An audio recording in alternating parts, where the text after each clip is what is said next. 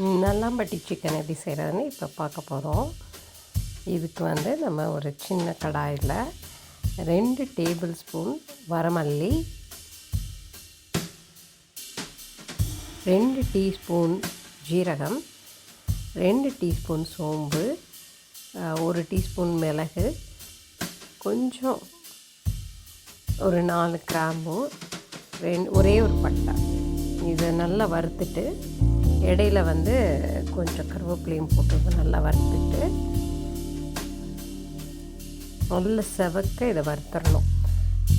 இன்னொரு கடாயில் வந்து கொஞ்சம் நல்லெண்ணெய் ஊற்றி 2 டேபிள் ஸ்பூன் நல்லெண்ணெய் ஊற்றிக்கிறோம்.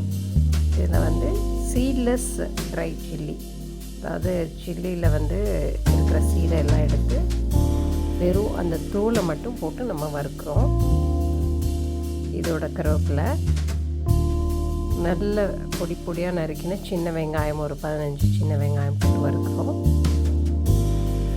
இது நல்லா வதங்கினதுக்கப்புறமா இஞ்சி பூண்டு பேஸ்ட்டு ஒரு டேபிள் ஸ்பூன் போட்டுக்கிறோம். தேவையான அளவு உப்பு போட்டு நல்லா வதக்குறோம்.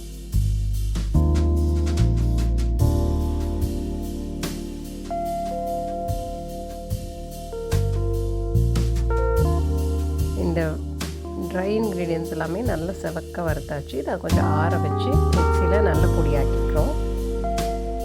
இஞ்சி பூண்டு பேஸ்ட் வதங்கினதுக்கப்புறம் நம்ம ஒரு தக்காளி போட்டு இதையும் நல்லா வதக்கிக்கிறோம். இப்போ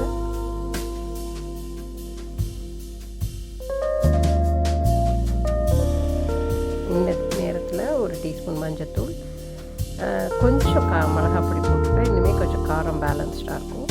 ஸோ அதையும் போட்டு நல்லா வதக்கிக்கிறோம். எல்லாமே கலந்து ஒரு நல்ல பேஸ்ட் ஆனதுக்கப்புறம் நம்ம கழுவி வச்சுருக்க சிக்கனை வந்து இதோட ஆட் பண்ணிக்கிறோம். ஆல்மோஸ்ட் நான் ஒரு கிலோ சிக்கன் எடுத்திருக்கேன். ஸோ அந்த 1 கிலோ சிக்கனையும் இதோட ஆட் பண்ணி அதையும் வந்து இதோட நல்லா மிக்ஸ் ஆகிற மாதிரி வதக்கிக்கிட்டு தேவையான அளவு உப்பு பார்த்து போட்டுக்கிறோம்.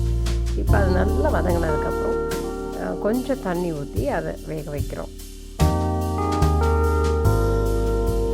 நல்லா கொதிச்சு வெந்துருச்சு. இப்போ அரைச்சி வச்சுருக்க அந்த பொடியை எடுத்து இதோட கலந்துக்கிறோம். இந்த பொடி வந்து போட்டதுக்கப்புறமே வந்து ஒரு மனம், சூப்பரான ஒரு மனம் இருக்கும். இதை போட்டு மிக்ஸ் பண்ணி அது நல்லா வதங்கி வர அளவுக்கு, அது சுண்டி வர அளவுக்கு அதை வதக்கிட்டு நல்லா எண்ணெய் பிரிஞ்சு வரும். அந்த நேரத்தில் கொத்தமல்லி போட்டு கொடுத்து இறக்கிடுறோம்.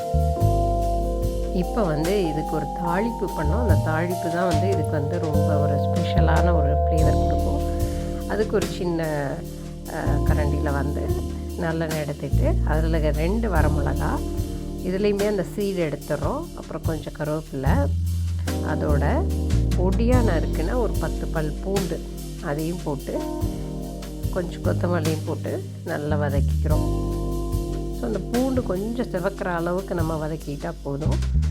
இதை வதக்கினதுக்கப்புறம் இதை அப்படியே எடுத்து நம்ம கிளறி வச்சுருக்க அந்த சிக்கனில் வந்து இதை கொட்டி 1 நிமிஷம் மூடி வச்சுட்டு ஒரு கிளறி கொத்தமல்லி தூவி இறக்கிட வேண்டியதுதான்.